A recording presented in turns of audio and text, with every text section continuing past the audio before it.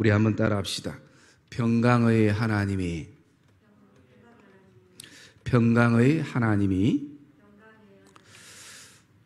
우리가 살아가는 이 시대는 여러 가지 특징들이 있습니다만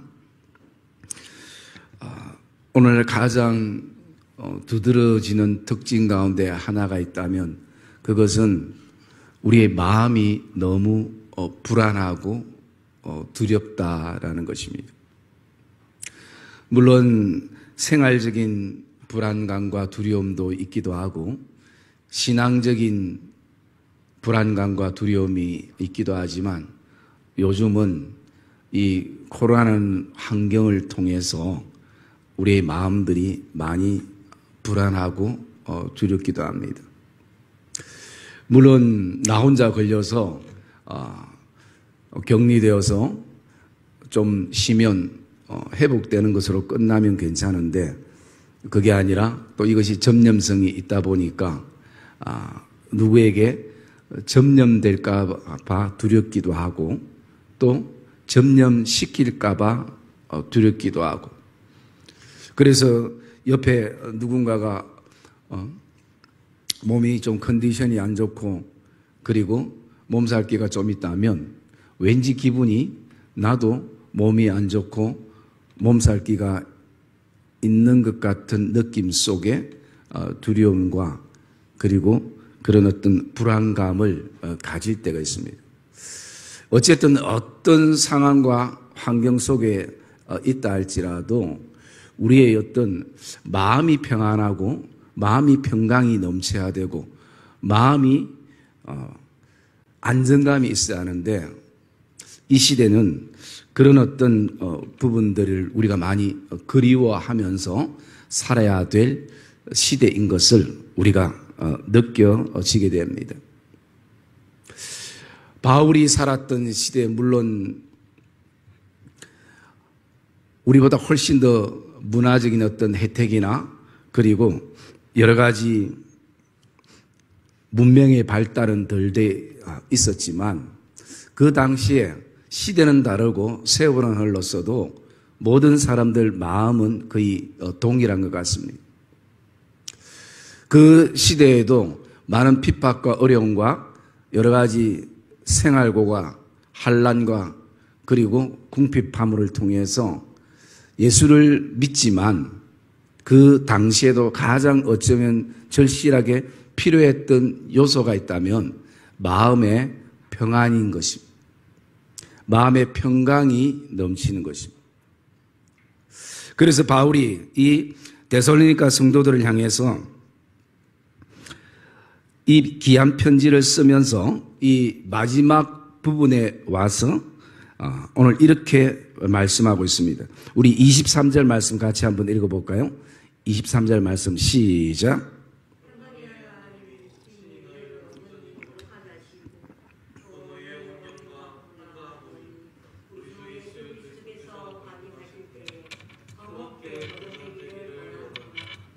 아멘. 여러분 하나님을 소개할 때에 바울이 평강의 하나님이 라고 말씀합니다. 하나님을 평강이라고 고백하는 것입니다. 그래서 여러분 오늘도 진정한 우리의 마음의 평강은 바로 하나님으로부터 흘러온다는 것을 말씀하고 있습니다. 물론 우리에게 일시적인 어떤 평안함도 있을 수 있습니다. 또 일시적인 어떤 평강도 있을 수가 있습니다. 그러나 진정한 평강과 온전한 평강은 바로 하나님으로부터 흘러나온다는 것을 바울이 오늘 이 데살로니가 전서를 통해서 고백을 해주고 있습니다. 그래서 이 평강이라는 것, 이 평안이라는 것은 헬라어로 에이레네라는 의미가 담겨져 있는데요. 이 평강이라는 것은 어떤 지금 상태를 말하고 있습니다. 우리의 마음의 어떤 상태.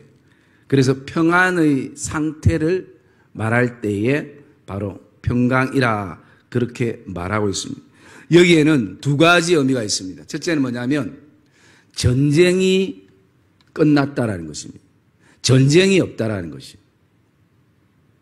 사실은 전쟁이 없다라는 것은 평화를 상징하는 것이고, 그리고 그 전쟁은 국가와 국가만의 어떤 전쟁만이 아니라 우리의 모든 인간사회에 일어나는 전쟁이 멈춰져 있는 상태, 그 상태를 평안이라 얘기하고 평강이라 얘기합니다. 여러분, 전쟁이 끊임없이 어떤 전쟁이든 일어나면 사람들은 불안하고 두렵고 염려가 되어지는 것입니다. 그것은 당해본 사람들만이, 당해본 단체만이, 당해본 나라만이 느낄 수 있는 것입니다. 여러분, 지금 러시아와 우크라이나가 전쟁 중에 있는데 그 우크라이나 국민들을 바라보면서 우리 마음에 안타깝고 또 불쌍한 마음이 들지만 그곳에 있는 현지인들은 정말 그 평화라는 것이 뼈저리게 느껴질 것입니다. 피부로 와닿을 것입니다. 언제 이 전쟁이 중단될까? 그래서 이 전쟁의 두려움과 전쟁의 불안감에서 벗어나고 싶은 오직 그 마음뿐일 것입니다. 그래서 평강이라는 것은 전쟁이 끝났다라는 것입니다. 전쟁이 없다라는 것입니다. 여러분, 가정에서도 전쟁이 일어날 수 있고 교회에서도 전쟁이 일어날 수 있고 또 가장 친한 친구와 또 가장 친한 지인들과도 사람과 사람 사이에 전쟁이나 언쟁이 일어날 수 있는 것입니다. 그러면 불안한 것이, 두렵게 되는 것이. 그래서 이 평강이라는 것은 전쟁이 종식됐다, 전쟁이 없다라는 의미가 담겨져 있는 것입니다. 그 다음에 두 번째 의미는요, 적의가 없다라는 것이요. 이것은 두 가지로 해석을 할 수 있는데, 첫째는 나에게 적이 없을 때 마음의 평강과 편안함을 누리게 된다는 거죠. 여러분, 적이 많은 사람은 항상 두려움에 엄습해 오고 두려움에 떨게 됐습니다. 왜? 언제 나를 죽일지 모른다는, 언제 나를 해칠지 모른다는, 언제 나를 모함할지 모른다는 그런 어떤 강박관념 속에서 삶이 사로잡혀 있을 때가 있습니다. 우리가 한 번씩 그 한국 영화를 보면 그 조직 폭력배를 배경으로 하는 영화 속에 보면 여러분, 아무리 그 두목이라도 편안하게 자는 날이 없어요. 왜? 적이 너무나 많기 때문인 거죠. 그래서 늘 몸에 어떤 무기를 갖추고 자야 되는, 침대에서조차 편안하게 잘 수 없는 그런 생활들을 하게 됩니다. 왜 그런가? 적이 많기 때문인 것이죠. 여러분, 적이 없으면 마음의 평안함을 누리고 평강을 누리게 되는 것입니다. 그리고 또 적의라는 것은 그냥 한마디로 말씀드리면 뭔가 의도적이고 그리고 계획적인 그런 어떤 악의 말들, 선하지 않는 말들, 계산된 말들, 이런 말들이 내 마음에 계산돼서 악의 말들이 흘러나오거나 계획된 말들, 의도적인 말들이 나오면, 그런 말들이 내 마음속에 차 있으면 우리의 마음에 불안하고 또 두려움이 엄습해 올 때가 있는 거죠. 그래서 평강이라는 것은 나에게 적이 없는 것이에요. 그리고 또 두 번째는 적의, 의도된, 계획된 그런 어떤 말들이 내게서 없는 것입니다. 그래서 여러분, 사람은 마음이 편해야 다 좋은 것입니다.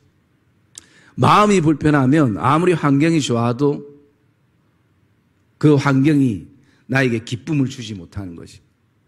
그래서 우리의 마음이 오늘도 비록 바울 시대처럼 환난과 핍박과 그리고 여러 가지 어려움 속에 살아가지만 하나님께서 우리의 마음에 평강을 주시는 하나님을 기억하는 것을 사도 바울은 말씀을 하고 있습니다.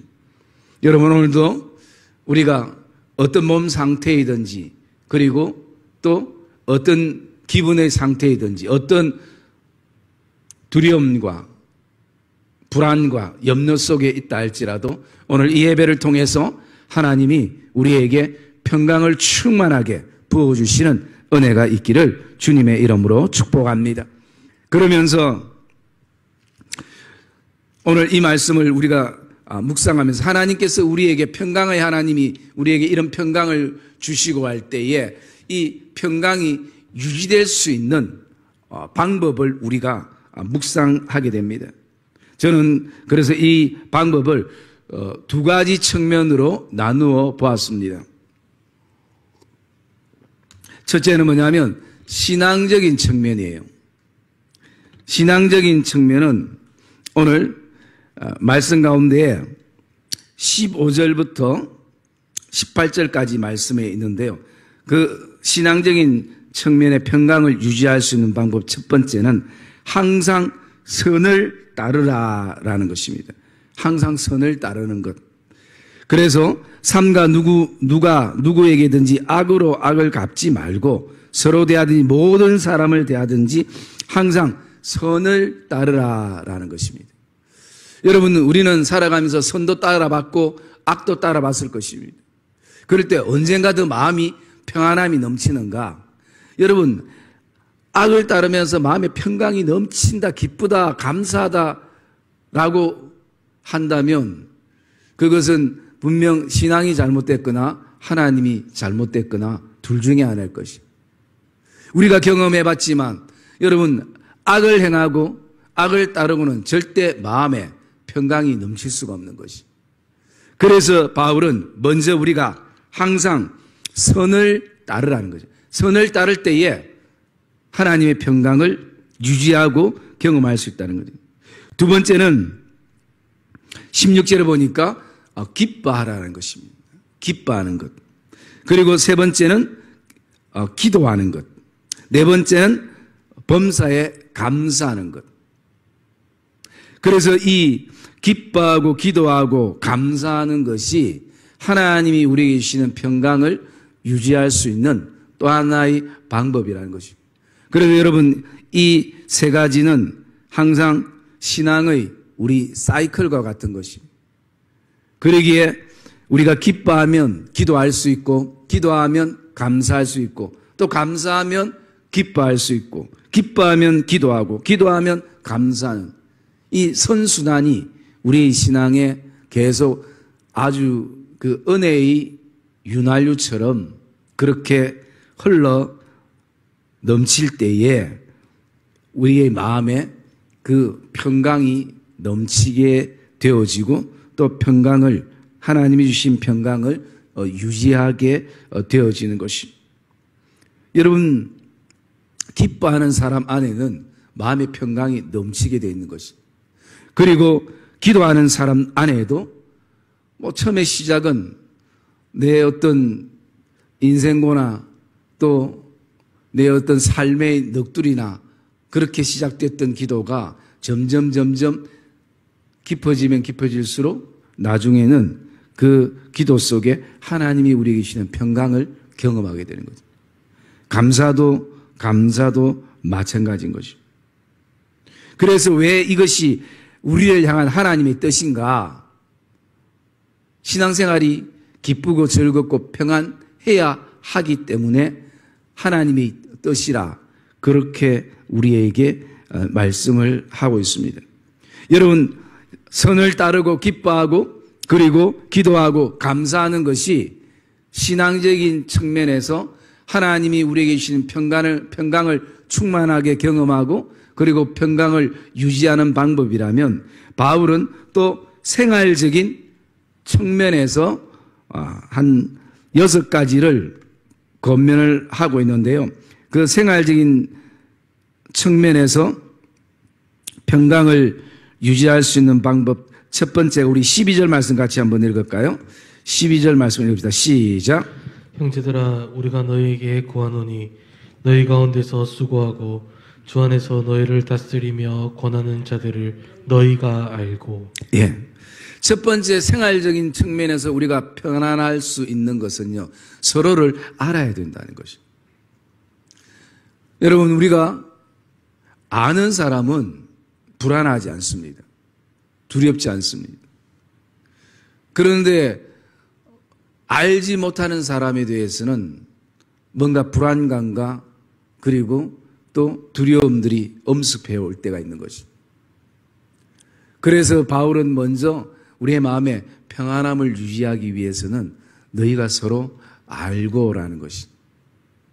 물론 여기 안다는 것이 그냥 이름이나 뭐 호구조사처럼 가족 사항들이나 이게 아니라 깊은 교제가 있어야 되겠죠. 그럴 때에 그 암 속에 서로 평안과 평강을 나눌 수 있다는 거죠. 그리고 두 번째로는 13절에 보면 이렇게 말하고 있습니다. 사랑 안에서 가장 기이 여기며 너희끼리 화목하라라는 것이. 여러분, 화목하는 데는 평강이 넘칩니다. 화목하는 데는 평안함이 넘치게 되어 있어요. 뭐 우리 교회나 가정이나 화목하면 거기에는 흘러나온 게 평강인 것이, 평안한 것이. 그런데 늘 집이 전쟁터인 가정에, 화목하지 않는 가정에 평강이라는 것은 찾아볼 수 있는 거예요. 돈이 많고 적음이 문제가 아닌 것이, 많이 배우고 적게 배움이 문제가 아닌, 가족 수가 문제가 아닌 것이. 화목하면 거기에는 반드시 생활적인 측면에 바라보면 평안함이 흐르는 것이. 그래서 여러분, 우리는 이것을 위해 기도해야 되는 거죠. 이 땅의 교회가 화목할 수 있도록, 우리 가정이 화목할 수 있도록, 내 인생이, 내가 섬기는 직장과 일터와 가게가 화목할 수 있도록. 여러분, 늘 다툼이 일어나는 회사를 누가 가고 싶겠습니까? 늘 불신과 그리고 싸움이 일어나는 일터를 누가 기쁨으로 가겠습니까? 그러나 늘 화목한 공동체에는 내가 힘들어도 그 공동체를 생각하는 마음들이 사람들에게는 생겨나는 것입니다. 거기에 그냥 단순하게 어떤 생계 유지를 뛰어넘는 가치가 그 공동체 안에 있기 때문인 것입니다. 그래서 화목이라는 것은 굉장히 중요한 것입니다. 우리 어린이집, 유치부, 주일학교, 중고등부, 청년회, 우리 장년부, 또 베델의 1, 2, 3, 4여전도회, 그리고 1, 2, 3 남전도회, 모든 우리 각 기관들이 화목이 넘치는, 또 우리 가정들이 화목이 넘치는 그런 평안의 공동체가 되어지기를 주님의 이름으로 축복합니다. 그리고 세 번째, 생활적인 측면에서 평안을 유지할 수 있는 방법은요, 서로가 권면을 하는 것입니다. 여러분, 우리 14절 말씀 한번 읽어볼까요? 14절 말씀에 다 이제 모든 내용들이 있는데요. 읽어봅시다. 14절 말씀 시작. 또 형제들아 너희를 권면하노니 게으른 자들을 건개하며 마음이 약한 자들을 격려하고 힘이 없는 자들을 붙들어주며 모든 사람에게 오래 참으라. 예. 그 다음에 우리에게 필요한 것이 서로에 대한 권면인 것입니다. 여러분, 권면은 정말 잘 해야 되고 또 잘 받아들여야 됩니다. 그래서 권면을 그냥 나보다 신앙이 아래라 생각하고 그리고 그런 어떤 교만한 마음에서 출발하면 진정한 권면이 되지 않아요. 또 받는 사람들도 부담스럽습니다. 권면은 겸손하게 해야 되고 또 그것을 겸손하게 받을 수 있어야 돼요. 그래서 권면은 그냥 내가 고칠 것만을 얘기하는 것이 권면이 아니라 진정한 권면 안에는 뭐가 있냐면 위로가 있는 것이. 위로가 있는 권면이 되어져야 되는 거죠. 그래서 그런 권면을 통해서 우리가 서로 무엇을 받는가? 마음의 평안함을 받게 되는 거예요. 여러분, 사람은 누구나 마찬가지입니다. 누구로부터 위로를 받게 되면 그 위로 속에 마음에 힘을 얻고 평안함을 얻게 되는 것입니다. 그리고 네 번째는 뭐냐면 마음이 약한 자들을 격려해 주는 것입니다. 격려. 우리의 신앙 안에 이 격려라는 것은 굉장히 중요한 부분들인 거죠. 여러분, 저는 한 번씩 예수님께서 제자들과 그 공동체 생활을 하시면서 제자들을 향해서 한 번도 분노하거나 화내시거나 꾸중하시거나 질책하시거나 그렇게 하신 것을 잘 보지 못했어요. 거기에는 뭐냐면 항상 주님의 보이지 않는 격려가 있었던 것입니다. 여러분, 그 격려가 사람을 바꾸게 하는 거죠. 격려가 그 사람을 달라지게 할 수가 있는 것입니다. 여러분, 모든 사람은 지금 오늘도 가장 내 인생에 필요로 하는 것은 뭐냐면 바로 나를 격려해 줄 사람.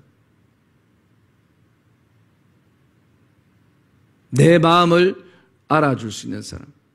그래서 바울이 오늘 뭐라고 얘기합니까? 마음이 약한 자들을 격려하고, 격려하는 그 안에는 뭐가 있냐면 평안이 넘치는 것입니다.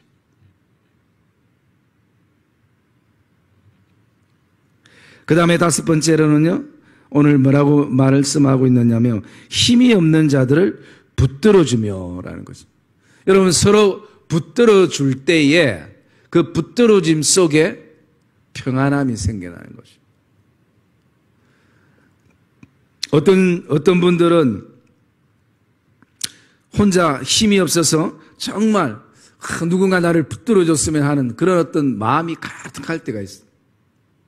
그런데 아무도 붙들어주는 사람이 없으면 어떻게 됩니까? 그냥 주저앉을 수밖에 없는 거예요. 누군가 붙들어주는 사람이 없으면 마음이 늘 불안하고 그리고 공포가 엄습해 올 때가 있는 것입니다. 그래서 오늘 서로 힘이 없는 자들을 붙들어줄 때 그 서로 붙들어줌 속에 뭐가 생기냐면 평안함이 생겨나는 것입니다.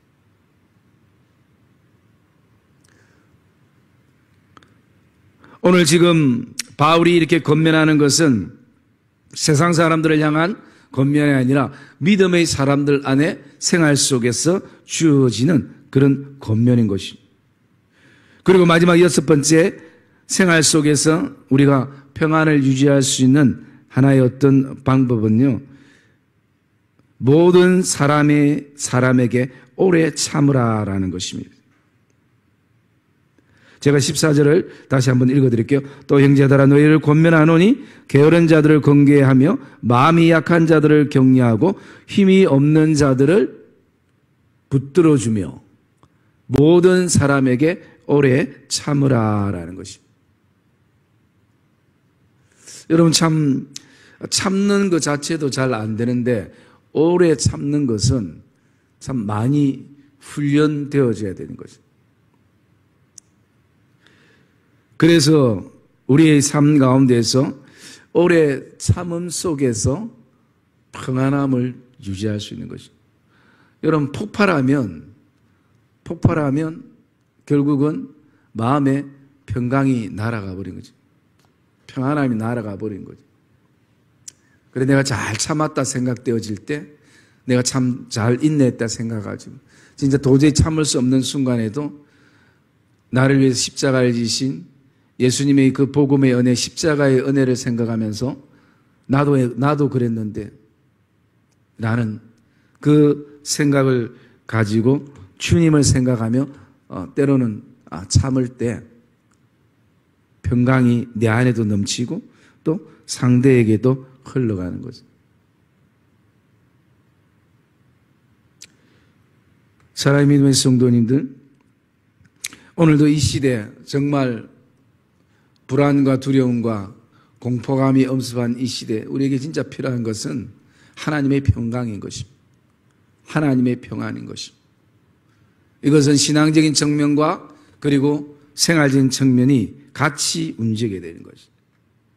그러므로 신앙적인 측면은 우리가 어떤 일이 있어도 선을 따르고 기뻐하고 기도하고 감사할 때 내적인 평강들이 흘러넘치고 우리의 삶 가운데서는 서로를 더 깊이 알아가고 화목하고 그 다음에 겉면의 위로가 있고 격려하고 붙들어주고 오래 참음을 통해서 우리는 하나님의 평강을 경험하게 되고 그 평강을 유지하게 되어지는 것을 저와 여러분들이 기억하시고 오늘도 이 귀한 말씀을 통해서 우리의 모든 불안과 염려와 두려움과 걱정과 근심들이 그리스도의 십자가의 보혈로 덮여지고 정말 오늘 죄 대신 화관을 우리에게 씌우시고 눈물 대신 기쁨을 주시는 그 하나님의 평강이 우리의 삶에 우리의 심령 안에 우리의 믿음의 공동체 안에 충만하게 임하는 역사가 있기를 주의 이름으로 축복합니다.